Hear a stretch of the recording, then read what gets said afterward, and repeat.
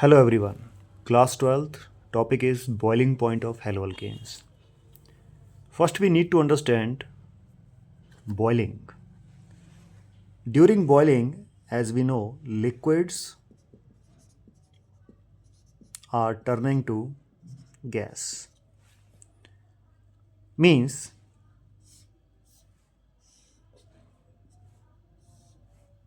suppose we have liquid A. In liquid form, the A particles will have some force of attraction between each other. These lines are representing force of attraction.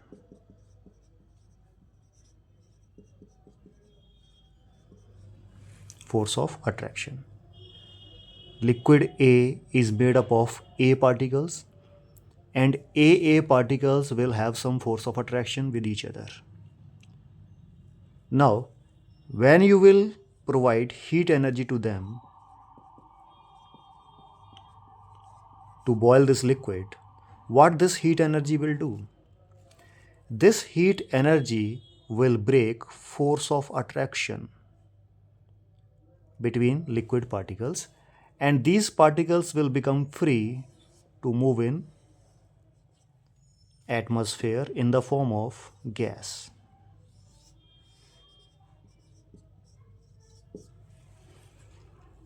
Means in boiling, the force of attraction between liquid particles is breaking through a heat energy. Now, how much heat energy will be provided, will be needed, it depends on force of attraction. Heat energy required is directly proportional to force of attraction between liquid particles.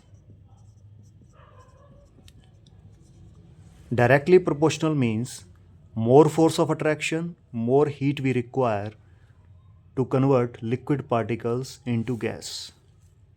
Less force of attraction, within a less heat we can break these force of attractions and particles can become gas. Now, heat energy will be given by temperature. We know what is the relation of temperature with heat. It's a direct relation. More heat energy, more temperature. Less heat energy, less temperature. So, boiling points will be given in terms of temperature, and according to that temperature, we can decide the force of attraction among liquid particles. Or in reverse manner, you can say more force of attraction, more temperature we require to make liquid into gaseous form, less force of attraction between liquid particles, less temperature we require to convert liquid particles into gas particles. Now let's understand which force of attractions are existing in haloalkane particles.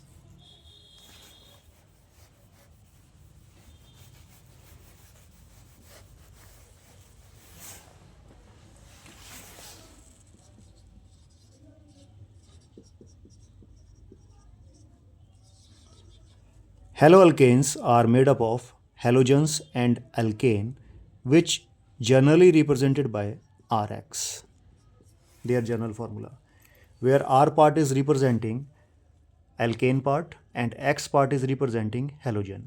Between R and X means carbon and X is more electronegative. So X is carrying partial negative charge because these bonded electrons are little toward X and R is carrying positive charge. Now, if in a beaker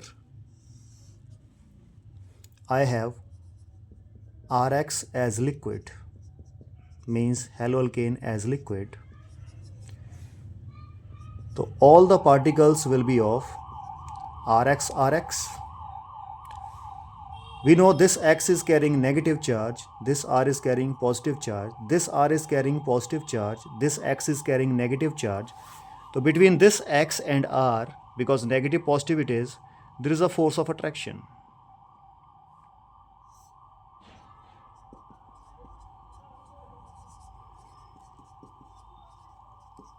And this force of attraction is known as dipole-dipole interaction.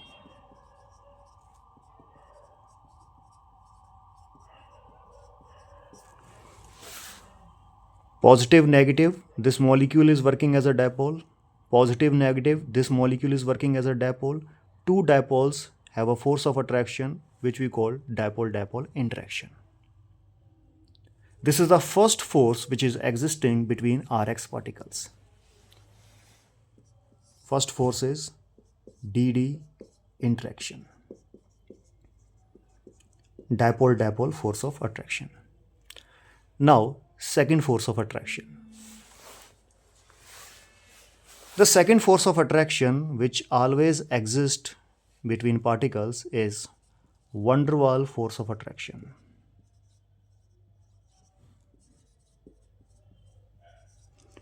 What are van der Waals force of attractions? These we have understood in 11th class. Van der Waals force of attraction depends on size of the particle. They are directly depending on size of the particle. Big size particles will have more van der Waals force of attraction. Less size particles will have less van der Waals force of attraction. Means between Rx particles, one force of attraction that is existing is DD interaction, and one force of attraction that is existing is van der Waals force of attraction. Now the combined effect of these two forces is going to decide boiling point of particular HX, Rx.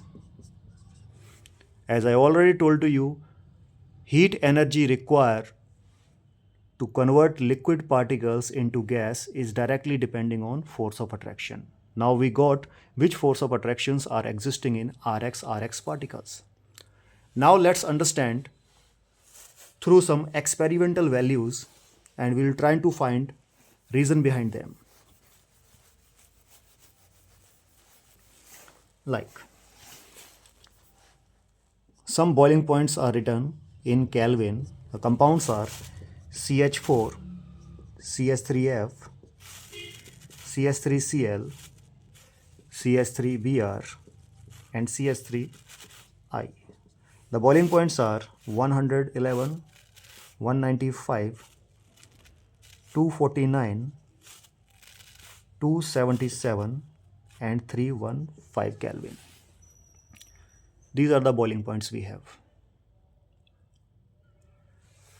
Reason. From here to here, if I talk about dipole-dipole interaction force of attraction, dipole-dipole force of attraction depends on electronegativity difference. Between fluorine and carbon, the electronegativity difference is very much higher. So between CH3, I will not use hydrogen, I will directly write F, try to understand by yourself. Between CF and CF, high negative, high positive, high positive, high negative. So DD interaction will be very, very high. Dipole-dipole interaction is very strong over here as compared to chlorine case. Why? Because chlorine is less electronegative as compared to fluorine, so it will attract electrons from carbon side less as compared to fluorine. Fluorine can attract electrons from carbon very much. That's why high negative, high positive. Similarly, high negative, high positive. So high positive, high negative, strong force of attraction will be there. But chlorine's electronegativity is less than fluorine, so it will attract electron from carbon side, but lesser as compared to fluorine. So less negative, less positive. Next molecule will have same, less negative, less positive. Now less negative, less positive will have less force of attraction. So if I find boiling point on the basis of DD interaction, whose boiling point must be higher? Obviously, CF case. But you can watch the boiling point of CF is 195 and the boiling point of CCl case is 249. Means here the dipole-dipole interaction is not deciding the boiling point. Then who is deciding that boiling point? The second force of attraction, van der Waals force of attraction.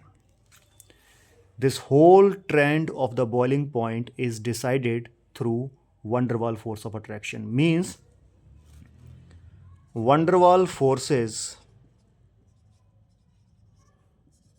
forces are dominating over DD interaction. Because if we look to DD interaction is saying boiling point of CF must be higher as compared to CCl. But experimentally we are finding the boiling point of CF is lesser as compared to CCl. Means van der Waals forces, now let's check van der Waals forces also. What van der Waals forces are saying? Van der Waals forces depends on size. If I ask out of CF and CCl, whose size is bigger? So the answer is CCl size. Because we know chlorine atom is bigger than fluorine. So this molecule will be bigger as compared to CF. Bigger size, more van der Waals forces, more van der Waals forces, more boiling point. That's why we have a value 249. Similarly, as we are moving toward bromine, bromine atomic size is bigger than chlorine. The van der Waals force of attraction existing between CBr and CBr particle is very strong as compared to CCl. And iodine atomic size is bigger than bromine. So in CI particles, van der Waals forces are stronger as compared to CBr particles. That's why boiling point is higher. So in this fashion, from these values, we are finding that van der Waals forces are deciding the boiling points over here. Van der Waals forces are dominating over DD interaction, you can say. Because DD interaction is saying the boiling point of this case must be higher as compared to other. But we are getting reverse. Van der Waals forces are dominating over DD interaction. Now some more values we will discuss in next video.